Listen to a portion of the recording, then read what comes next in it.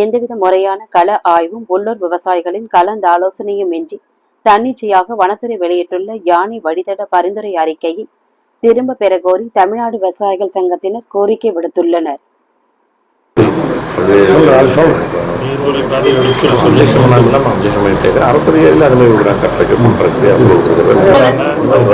ஆய்வு போன்ற அரசு அதிகாரிகள் வந்து இந்த மாதிரி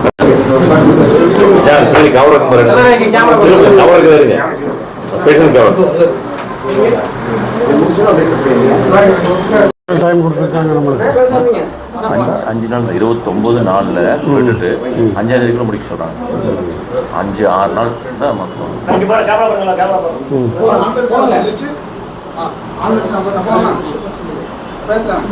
தமிழக அரசின் சார்பில் மாநில வனத்துறை கடந்த 29/4/24 ஒரு அறிவிப்பை வெளியிட்டார்கள்.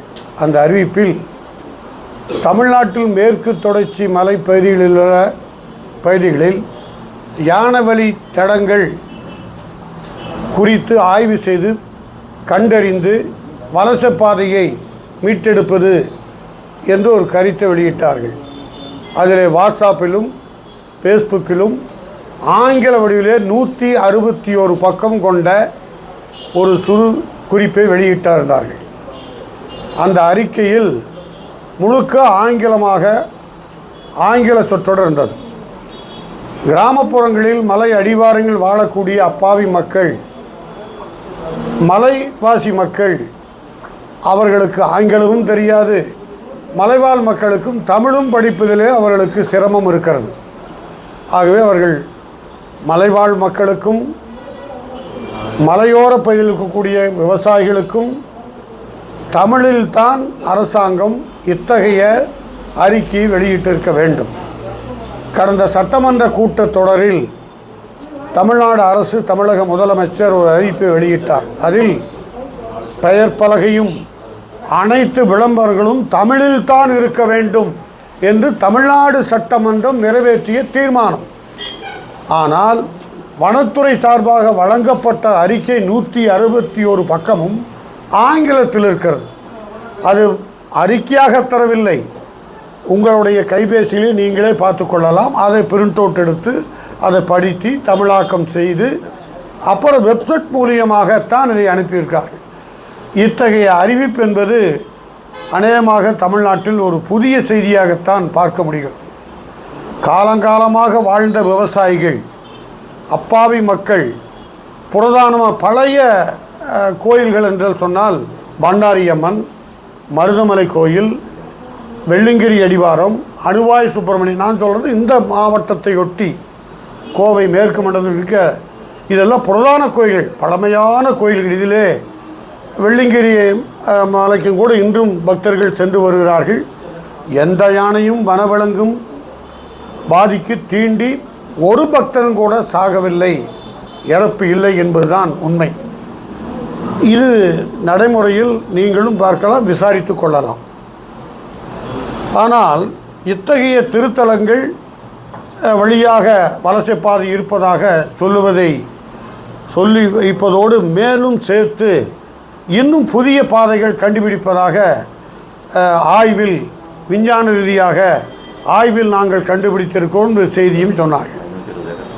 இது மொத்தம் 527 ஏக்கருக்கு மேல் நம்ம கோவை மாவட்டத்தில் மட்டும் இருக்கிறது. 577 கிராமங்கள் மலையிட கிராமங்களாக அறிவித்திருக்கிறார்கள். கோவை மாவட்டத்தில் 48 யானவழி தடங்கள் கண்டறியப்பட்டதாக அறிக்கையிலே குறிப்பிட்டிருக்கிறார்கள். இதில் எங்களுக்கு என்ன ஒரு சந்தேகம் என்றால், ஏற்கனவே வனப்பரப்பு குறைந்துவிட்டு என்பது அனைவருக்கும் தெரிந்துதான். வன விரிவாக்க வேண்டும். வனத்துக்குள் இருக்கக்கூடிய மிருகங்கள், வனத்துக்குரிய விலங்குகள் ஏன் இங்கே வருகிறது? அந்த இடத்தை தேடி பெரிய பெரிய நிறுவனங்கள், ஆன்மீக தலங்கள், கல்வி நிறுவனங்கள், சொகுசு விடுதிகள், ரேக்கோண்டோ போன்றவர்கள் நீங்களும் கூட இப்பொழுது பார்க்கலாம். எல்லாத்தின் பெயரும் உங்களுக்கும் தெரியும். எங்கே துவங்குகிறது? நம்மளுடைய நீலகிரி அடிவாரத்தில் சொகுசு பங்களாக்கள் துவங்கி விடுதிகள் வரைக்கும், உடுமலைப்பேட்டை வரைக்கும் அநேகமாக நீக்கமர மலை முழுவதும் தன்னக கொண்டிருக்கிறார்கள். யார்? ஆக்கிரமிப்பாளர்கள். இது எதிர்த்து ஒரு வகையும் போராட்டம் நடத்தி கொண்டிருக்கிறது. ஆனால் இன்னொன்று, அரசு வனத்தை பாதுகாக்க வேண்டும், வனவமைப்பை அதிகரிக்க வேண்டும், வனத்துக்குள்ளேயே மிருகங்களுக்கு தீனி உற்பத்தி செய்ய வேண்டும் என்று ஒரு அறிவிப்பு வந்திருக்கிறது. வனமும் சுருங்குகிறது, வன விலங்குகளும் வனத்தை விட்டு வெளியே வந்து அதற்கு வாழ்வாதாரம், குடிநீர் இல்லை, உணவு இல்லை. ஆனால் விவசாயிகள் நிலத்துக்குள் வந்து பயிரையும் சேதம் செய்கிறது, உயிரையும் திழத்தில் எடுத்துக்கொள்கிறது. இத்தகைய செய்தி என்பது நீங்களும் உங்கள் மூலியமாகவும் செய்தி வெளியிட்டிருக்கிறீர்கள், அரசுக்கும் தெரியும். அதே போல் ஆக்கா என்பவர் 105 கிலோமீட்டரான் 100.5 தொலைவில் ஆக்கா கிராமங்கள் அறிவிப்பதாக ஒரு செய்தி வெளியிட்டிருக்கார்கள். அது மாதிரி 1.5 கிலோமீட்டர். இப்போ நாங்கள் 100 மீட்டர் வரைக்கும் ஆக்கா எடுத்துக்கொள்ளலாம்.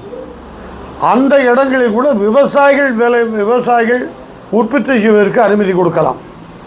அங்கே கட்டடங்கள் கட்ட நாங்களும் எந்த விவசாயியும் அங்கே போக மாட்டோம். மலை அடிவாரத்தில் பங்களா கட்டி அல்லது பண்ணை வீடு கட்டி அங்கே வாழ்வதற்கு எந்த விவசாயிகளும் விருப்பம் கொண்டதில்லை. இதற்கு மாறாக பெரிய பெரிய நிறுவனங்கள் இத்தகைய ஆக்கிரமிப்பை செய்திருக்கிறார்கள். அந்த ஆக்கிரமிப்பை உடனடியாக கண்டறிந்து முதலில் அகற்ற வேண்டும். வலசை பாதைகள் யாரெல்லாம் ஆக்கிரமித்திருக்கிறார்கள் என்றால் அந்த ஆக்கிரமிப்பாளர்களை உடனடியாக அகற்றப்பட வேண்டும்.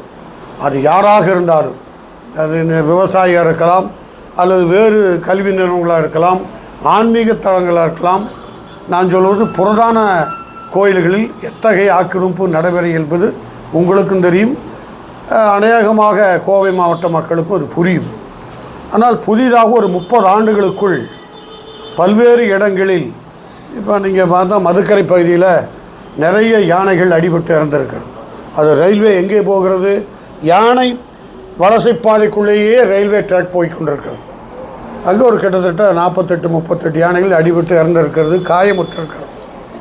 இதெல்லாம் யானை வழி தடங்களிலேயே இந்த ஆக்கிரமிப்புகள். அங்கே இருக்கக்கூடிய சில கல்வி நிறுவனங்கள், மேற்கு தொடர்ச்சி மலை ஒட்டியிருக்கக்கூடிய கல்வி நிறுவனங்கள், அதே போல் அதை ஒட்டி இப்போ நீங்கள் பார்த்தீங்கன்னா எல்லாமே கல்வி நிறுவனங்கள், சொகுசு விடுதிகள், தனியார்கள் தனக்கென்று செல்வாக்கை பயன்படுத்தி கொண்டு யானை மிருகங்கள் வரக்கூடிய இடத்திலேயே வீட்டை கட்டுவது என்கிற நிலை அநேகமாக ஒரு 30 ஆண்டுக்குள் அதிகரித்து விட்டது. இதைத்தான் வனத்தையும் மீட்க வேண்டும், யானை வலசை பாதையும் எடுக்க வேண்டும், மலைவாழ் மக்களையும் அப்புறப்படுத்தக்கூடாது, விவசாய உற்பத்தியும் பாதிக்கக்கூடாது. இத்தகைய நடைமுறையில் ஆய்வில் அறிவுபூர்வமாக எல்லாரும் கலந்து பேசி முடிவெடுத்தால்தான் இத்தகைய கருத்து கேட்பு நடைமுறையில் சாத்தியமாக இருக்கும். 5 நாளில் ஆங்கிலத்தில் வெளியிட்டு இத்தனை 5ஆம் தேதிக்குள் முடிக்க வேண்டும் என்று சுற்றறிக்கையிடும் என்பது அது ரொம்ப ஏற்றுக்கொள்ள செய்தியாக இல்லை. அநேகமாக பல்வேறு அரசியல் கட்சிகள் இந்த யானை வழித்தடம் குறித்து எதிர்ப்பு திரப்பி இருக்கிறார்கள். அநேகமாக தமிழ்நாடு உங்கள் மூலியமாக விவசாயிகள் சார்பாக முதல்வருக்கு நாங்கள் கோரிக்கை வைப்பது, இது முதல்வரே வனத்துறை அதிகாரிகள், வனம் சம்பந்தப்பட்டவர்களை பேசி அது குழு அமைத்திருக்கார். அந்த குழு அதில் என்ன செய்திருக்கிறது, இந்த குழு கண்டறிந்திருக்கிறதா, கிராமப்புற விவசாயிகளையும் மலைவாழ் மக்களையும் ஏன் உங்களுக்கு என்ன பாதிப்பு, இதெல்லாம் யானை வழித்தடம் என்று யாராவது சொல்லியிருக்கிறார்களா? திடீரென்று 5 நாட்களுக்குள் நீங்கள் கருத்தை தெரிவிக்க வேண்டும் என்று நிர்பந்திக்கிறது என்பது இது ஏதோ ஒரு சர்வாதிகார தோழி போல் தெரிகிறது. ஜனநாயகத்தில் ஜனநாயக கருத்தை நிராகரித்துவிட்டு திடீரென்று இதை அமுல்படுத்த வேண்டும் என்று சொல்வது ஏற்றுக்குரியதல்ல. அநேகமாக எல்லா விவசாய அமைப்புகளும் இதை எதிர்த்து குரல் எழுப்பியிருக்கிறார்கள், கடிதம் எழுதியிருக்கிறார்கள். எங்களை பொறுத்த வரைக்கும் நாங்கள் அடுத்த கட்ட நடவடிக்கை என்ன என்பது உங்களுக்கு சொல்வது, இத்தகைய விவசாயிகள் மலைவாழ் மக்கள் கருத்தை கேட்கலாமலேயே இத்தகைய விவசாய நிலங்கள் வேறு பல பாதிப்புகள் ஏற்படுமேயானால் மேற்கு தொடர்ச்சி மலை பகுதிகளுடைய வழித்தடங்களை முற்றுகிடுவது, நாங்கள் வைத்திருக்கக்கூடிய ஆடு மாடு கோழி எல்லாமே கொண்டு வந்து ரோட்டிலே நிறுத்திக்கொள்வது. அவர்களே யானைக்கு வழிகாட்டட்டும், அவர்களே விவசாயம் செய்யட்டும். விவசாயி எங்கே செய்வான்? மேற்கு தொடர்ச்சி மலை பகுதியில் இப்பொழுது ரோடும் வேண்டும், மின்சாரம் வேண்டும், குடிநீர் வேண்டும். இதுக்கெல்லாம் அடிப்படை தேவைதான். எங்கே நிலம் எடுக்கிறார்கள்? விவசாயிகள் செய்யக்கூடிய நிலத்தான் எடுக்கிறார்கள். அப்போ விவசாயிகள் அது விருப்பப்பட்டு அல்ல, விவசாயிகளை நிர்பந்தித்து இத்தகைய திட்டங்கள் நிறைவேற்றும் என்பது பொருத்தமாக இருக்காது. எல்லாமே எடுத்துக்கொண்டால் உணவுக்கு நாம் எங்கே போவோம்? கொஞ்சம் நெஞ்சம் இருக்கக்கூடிய விவசாய நிலங்களில் ரோடு அவசியம் வேண்டும். நாங்கள் யாரும் எந்த விவசாயம் வேண்டாம் என்று சொல்லவில்லை. மின்சாரம் வேண்டும், எந்த விவசாயம் வேண்டாம் என்று சொல்லவில்லை. விவசாயம் பாதிக்காத அளவில் ரோடுக்கு இடமிடுங்கள். ரோடுக்கு போகணும், மின்சாரம் வேண்டும். ஆனால் நல்ல அருமையான வாழை இருக்கும், தென்னை இருக்கும், மஞ்சள் இருக்கும், திராட்சை இருக்கும், கடலைக்காய் இருக்கும், பயிர் வகை இருக்கும். அதையவே தேடி போய் நீங்கள் எடுக்குமேயானால் நம்மளுடைய அனைவருக்கும், அது விவசாயிகளுக்கு மட்டுமல்ல, உணவு சாப்பிடக்கூடிய எல்லா மனிதர்களுக்கும் அது பாதிப்புத்தான். இது அரசு இத்தகைய முயற்சியில் கண்டறிந்து ஆக்கபூர்வமான முறையில் தான் நடவடிக்கை வேண்டும். விவசாயிகள், பொதுமக்கள், மலைவாழ் மக்கள், இப்போ நேற்றும் கூட ஒரு செய்தி உங்கள் மூலியமாக தான் பார்த்தேன். ஒரு 50 ஆண்டு காலம் வாழக்கூடிய கிராம சாதாரண மக்கள், அவனுக்கு இன்னும் கரண்ட் லைட்டையும் பார்த்ததில்லை, டிவியும் பார்த்துருக்க மாட்டான், செல்போனையும் தொட்டிருக்க மாட்டான். அவன் காடு, விவசாயம், அத்தகைய அப்பாவி மக்களை வெளியேற்றுகிற போக்கு என்பது பாவம். காட்டையும் பாதுகாக்கக்கூடியவர்கள் அந்த மலைவாழ் மக்கள் தான். அதனால் எங்களுக்கு ஒரு செய்தி, அதை யாராவது கபலீகரம் செய்வதற்கு இவர்களை வெளியேற்றுகிறார்களோ என்றால் அங்கே தான் நஞ்சில்லா விவசாயம் சில அளவுக்கு அந்த மக்கள் செய்து தலையிலே சுமந்து கொண்டு வந்து கீழே விற்பார்கள். அது சேலத்தில் நடக்கிறது, வெள்ளிங்கிரி அடிவாரத்தில் நடக்கிறது, தேனியில் நடைபெறுகிறது, திருச்சியில் நடைபெறுகிறது. வலை ஒட்டி மேலே இருக்கக்கூடிய பதிமக்கள், விவசாயிகள் உற்பத்தியுடைய அருமையான பருப்பு வகைகள், காய்கள், கிழங்கு வகைகள், மருத்துவம் கொண்ட அனைத்தையும் கீழே கொண்டு விற்பனை செய்து அவர் நடந்தே மேலே போவார்கள்.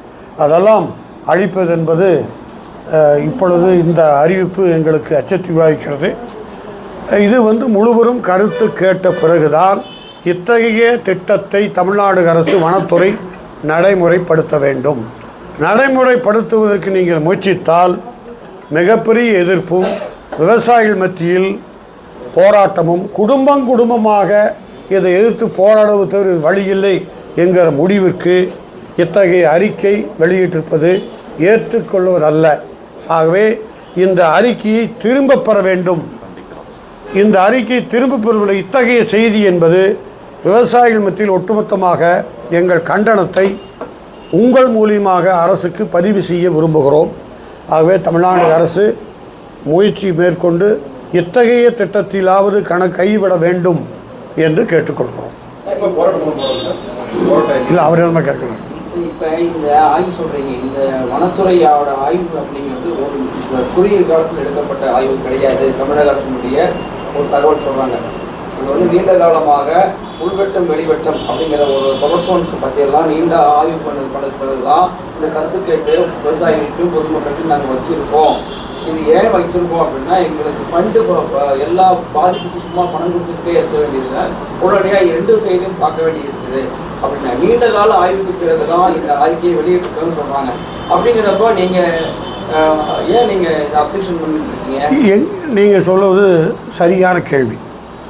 இப்பொழுது வரையாடு வளர்ப்பதற்கு 1000 கோடி ரூபாய் வனத்துறை மூலியமாக இப்பொழுது வழங்கியிருக்கிறார்கள். வனத்தில் இருக்கக்கூடிய ஆடுகள் வளர்ப்பதற்கு 1000 கோடி ஒதுக்கப்பட்டிருக்கிறது.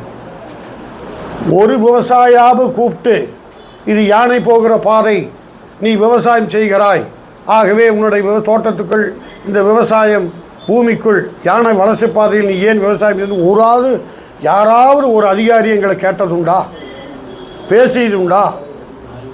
ஒரு அதிகாரியும் கூட இது யானை வழித்தடம், இது நீ தோட்டத்தில் மாடு மேய்க்கிற, கிணறு வெட்டிக்கிற அப்படிங்க ஒருத்தராவது கேட்டிருந்தா? இதெல்லாம் மேற்கு தொடர்ச்சியில் இருக்கக்கூடிய விவசாயிகளாம். இவருடைய தோட்டத்தில் டெய்லி யானை வருது. எல்லாம் அங்கே இருக்கக்கூடிய விவசாயிகள் எல்லாம் மேற்கு புற விவசாயிகள் தான். ஒருத்தரையாவது யாராவது கேட்டான்னு கேளுங்க, நாங்கள் அதுக்கு பதில் சொல்கிறோம். ஒருத்தரையுமே கேட்கலையே. இப்போ இந்த அறிக்கை இப்போ உங்களுக்கு தெரியுது, குடியிருப்பு பகுதிக்கு யானை வருதுன்னு தெரியுது. முடிஞ்சால் ஆர்எஸ் புறமே இங்கேயே இப்போ நம்ம பேட்டி எடுக்க இந்த இடத்துக்கே யானை வந்துடும். இப்போ அந்த அளவுக்கு நானுங்கிறேன்னா கரெக்டு. இவர்கள் இப்போ இங்கே இப்போ காரணியால் துவங்கி அமிர்தா வரைக்கும் இந்த ஈசாவே வச்சுக்கலாம். இவங்களை யாராவது போய் இதெல்லாம் யானை வழி பாதை, இது எதுக்கு நீங்கள் வந்து கட்டடம் கட்டினீங்க, எதுக்கு சிலை வச்சிங்க அப்படின்னு ஏதாவது ஒரு அதிகாரி கேட்டது உண்டா? இப்போ நீங்கள் வாங்க, வெள்ளிங்கிரி மலைக்கு நாம் 7 மலை ஏறி போகிறோம். ஒரு மிருகங்களாவது யாராவது ஒரு பக்தனை தாக்கியிருக்கா இன்னைக்கு வரைக்கும்? இல்லை. எந்த மிருகங்களும் எந்த பக்தனையும் வெள்ளிங்கிரி அடிவாரத்திலேயோ அல்லது மருதமலையிலையோ அணுவாய் சுப்பிரமணிய கோயில்லையோ யாரையும் பாதிக்கலை. எந்த மிருகங்களும் தாக்கலை. இதில் ஒட்டித்தானே விவசாயம் செய்யலாம். அது ஒரு குறிப்பிட்ட ஒரு இடத்தை விட்டு தாக்கிறது, மற்ற இடத்தை விடுவது தான் ஒரு சந்தேகத்தை எங்களுக்கு கிளப்பி இருக்கிறது. விவசாய தொழிலாளி நஷ்டப்படுறான், விவசாயியும் கஷ்டப்படுறான், மலைவாழ் மக்களும் அப்புறத்தப்படுகிறான் என்கிற இந்த அச்சுறுத்தல் தான் எங்களை பயமுறுத்தி வருகிறது. அதனால் அந்த பயமுறுத்தலை நீக்குவதற்கு முதல்வர் தான் விவசாயிகள் வழிகாட்டணும். ஆனால் இது தொடர்மையானால் விவசாயிகள் ரோட்டில் இறங்கி போராடுவது தவிர வழி இல்லை. 1972-74 எப்படி கட்டவண்டி போராட்டத்தை கோவையில் விவசாயிகள் பெருமளவுக்கு திரட்டினார்களோ அத்தகைய போராட்டத்தை இப்போ என்ன டிராக்டர் எடுத்துகிட்டு வருவோம், ஆட்டோ ரோட்டுக்கு கொண்டு வருவோம், ரோட்லேயும் உட்காந்துக்குவோம். இப்போ ஒரு வழி எங்களுக்கு. இப்போ நீங்கள் வந்து தோட்டத்தையும் அழித்து இதையும் அழிச்சிட்டா எங்கே உற்பத்தி செய்கிறது? விவசாயி எங்கே போவான்? இப்போ புறவழிச்சாலைக்கு எடுத்துகிட்டு இருக்கிறீங்க. புறவழிச்சாலைக்கும் விவசாயி தான் இடம் கொடுக்குறான், கெயிலுக்கும் விவசாயி தான் இடம் கொடுக்குறான், இந்த இதுக்குமே மின்சாரத்துக்கும் விவசாயி தான் இடம் கொடுக்குறான். எங்களுக்கு உரிய இப்போ விமான விரிவாக்கம் வேணும் கொடுத்துருக்கோம். நாங்கள் எங்கே நாங்கள் தொழில்பேட்டை கொடுக்குற விவசாயி தானே கொடுக்குறோம். விவசாயிகள் என்ன மறுத்தா சொல்கிறாங்க. ஆனால் அவனை மறுத்து சொல்கிற விவசாயிகள்கிட்ட நீங்கள் கருத்தே கேட்காமல் இத்தகைய கலந்தாய்வும் இல்லாமல் இப்படி ஒரு திட்டத்தை அமல்படுத்துவது என்பது முற்றாக நிராகரிக்க வேண்டும், நிறுத்த வேண்டும். அந்த அறிக்கை திரும்ப பெற வேண்டும்.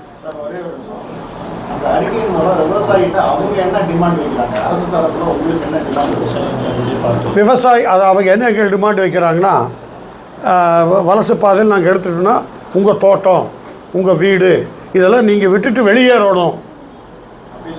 ஆமாம், அப்படிங்கிறது அறிக்கை. இதெல்லாம் இப்போ நீங்கள் ஒன்றும் இல்லை. இப்போ தடத்தை இது யானை வழி பாதை, இதில் உங்கள் தோட்டம் இருக்குது, 50 வருஷமாக இருக்குது, இது யானை போன இடம், உங்கள் தோட்டத்துக்கு வெளியே போங்கிறாங்க. எங்கே போகிறது?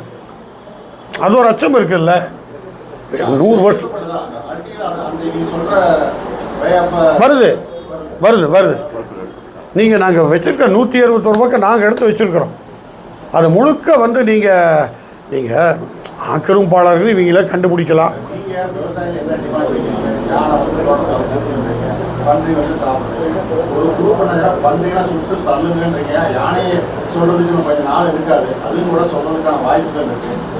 அதில் தான் நாங்கள் வனத்திலேயே நீங்கள் அதை வச்சுக்கோங்க, வனத்தை விட்டு வெளியேற்றாதீங்க.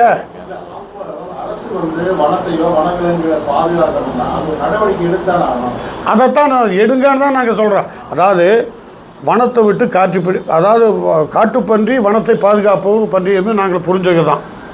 அது ஏன் வெளியே வருது? உணவு இல்லாமல் வெளியே வருது, தண்ணி இல்லாமல் வெளியே வருது. வனத்துக்குள்ளேயே நீங்கள் குடிநீரையும் வனத்துக்குள்ளேயே நீங்கள் அவங்களுக்கு பசுமை தீனியும் உற்பத்தி பண்ணி கொடுத்துட்டிங்கன்னா இங்கே எதுக்கு வருது? இப்போ மயில் மான் எங்கே வருது? நகரத்துக்குள்ளேயே வந்துருச்சு. மயிலும் மானும் உங்களுக்கு வனத்தை விட்டு வெளியே வந்துடுது. முழுக்க விவசாயத்தையும் அழிக்குதுங்களே. அது 1972 வனச்சட்டம். அந்த வனச்சட்டத்தினுடைய விளைவு தான் எந்த உயிரினங்களையும் யாரும் வேட்டையாடுறதில்ல. வேட்டையாடக்கூடாது, யாரையும் சுடக்கூடாது. ஆனால் அது வந்து இப்போ இனப்பெருக்கமாய் ஆகி அது என்ன ஆகுதுன்னா, அதுக்கு உணவு இல்லாதனால வெளியே பிதுங்கி கிராமத்துக்குள்ளே வந்துடுது. அதனால் வனமே மிகப்பெரிய வனம். அந்த வனத்துக்குள்ளேயே உயிரினங்கள் பாதுகாக்கலாம். இப்போ புலிகள் காப்பகம் வச்சுருக்காங்க, ஆனமலையில் இருக்குது, சத்தியமங்கலத்தில் புலிகள் காப்பகம் இருக்குது, நம்ம மேற்கு தொடர்ச்சியில். அதெல்லாம் வந்து வனத்துக்குள்ளே தான் இருக்குது. அந்த வனத்துக்குள்ளேயே இந்த இத்தகைய இப்போ நீங்கள் பார்த்தீங்கன்னா இப்போ ஒரு 10 மானை கொண்டு போய் அதை கொண்டு போய் இப்போ வனத்துக்குள்ள விட்ருக்காங்க. இங்கே சிதம்பரம் பூங்கா பார்க், இப்போ நீங்கள் பார்த்து உங்கள் செய்தி தான் படித்தேன். இங்கே இருக்கிற சின்ன சின்ன மிருகங்களை கொண்டு போய் அங்கே விட்டாங்க. அது என்ன விவசாய தோட்டத்துக்கு வந்து பிடிச்சி கொண்டு போய் அங்கே விட்ருக்கானே. இது கூண்டுக்குள்ளே அடைச்சதை வட்டி வச்சு கொண்டு போய் அங்கே விட்டுட்டீங்க. இது கூண்டு இல்லாமல் சுற்றி கொண்டு போய் பிடிச்சி அங்கே விடுங்கன்னு நாங்கள் விவசாயம் விரும்புகிறோம். எங்களுக்கும் நிம்மதி, அரசாங்கத்துக்கும் எந்த கவலையும் இல்லை, வனத்துறைக்கும் பிரச்சனை இருக்காது. நாங்கள் யானை சொல்ல, யானை வராமல் தடுக்கிறதுக்கு நீங்கள் உணவு கொடுத்துருங்க, அங்கேயே தண்ணி கொடுத்துருங்க. இப்போ கேரளாவில் சுடுவதாக ஒரு அறிக்கை வந்தது, அதை நாங்கள் பார்த்தோம், போய் அந்த குழு பார்த்தோம். அதில் ஒரு வினோதம் நீங்கள் புரிஞ்சுக்குங்க. அது வந்து கருவுற்ற பன்றியா, அது ஆண் பன்றியா பெண் பன்றியா, இதை 5 வருஷம் கிளையா, இதை நாம் ஆராய்ச்சி பண்ணி அது பெண்ணா ஆணான்னு விவசாயி கண்டுபிடிச்சி அவனை துப்பாக்கி எடுத்து தோட்டாவை போட்டு சுட்டு லைசன்ஸ், இதை எப்படி பண்ண முடியும் சொல்லுங்கள்? ஆனா பெண்ணான்னு நம்ம எப்படி விவசாயி எப்படி கண்டுபிடிப்பான்? அந்த அறிவிப்பு அது இருக்குது அங்கே கேரளாவில். இங்கே அதுவும் இல்லை. அங்கே லப்பர் குண்டு மூலியமாக செஞ்சுருக்காங்க. அது ஒன்றும் பெரிய பயன் சில ஏரியாவில் பயன்பெற்றிருக்கு. அங்கே வந்து லப்பர் குண்டை வச்சு அடிச்சிடுறாங்க. அது என்னமோ அவங்க சுட்டுறாங்க, அவ்வளோதான். ஆனா பெண்ணான்னு யாருக்கு தெரியும்? அங்கே சுட்டு வீழ்த்திடுறாங்க. இது செய்தி தான், இதெல்லாம் உங்கள் மூலியமாக கிடைக்கிற செய்திகள் தான். ஆனால் இவங்க போய் நம்ம குழுவில் வனத்துறை, தமிழ்நாடு அரசு வனத்துறை போட்ட குழுவில், அதில் நான் போனதுனால அவர் துணைத் தலைவர் பெரியசாமி போய் அதில் அந்த ஆய்வு போயிட்டு வந்திருக்காரு. அவர் பாட்டு வந்திருக்கார். அங்கே சுடுவதற்கு நடைமுறைகள் இருக்குது, அங்கே இருக்குது. இங்கேயும் கூட அத்தகைய சோதனையை, அத்தகைய முயற்சியை கோவை மாவட்டத்திலே துவங்கினா பயனுள்ளதாக இருக்கும் அப்படிங்கிற தமிழ்நாடுக்கு இந்த மூலியமாக அந்த கோரிக்கை வைக்கிறோம்.